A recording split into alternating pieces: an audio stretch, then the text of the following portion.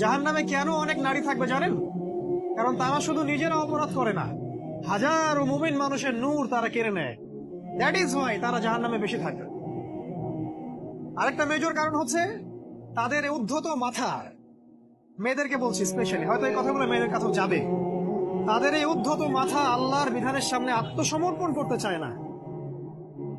তাদের এই উদ্ধত মাথাটা আল্লাহর বিধানের সামনে আত্মসমর্পণ করতে চায় না। এই কারণে তারা জাহান্নামে বেশি থাকবে।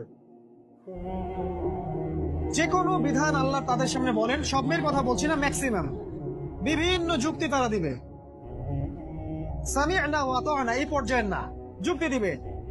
পর্দা করলে কি এখন কেমন করে চাকরি করব, পর্দা করলে কেমন করে পড়াশোনা করা যায়, এখন তো যাইতেই হচ্ছে, কিছু তো করার নাই, বিভিন্ন যুক্তি, হাজারটা যুক্তি তারা দিবে। কে জানি তাদের ব্রেইনটাকে পুরো ওয়াশ করে ফেলছে। রাসূল সাল্লাল্লাহু আলাইহি ওয়াসাল্লাম বলেছেন, দজ্জালের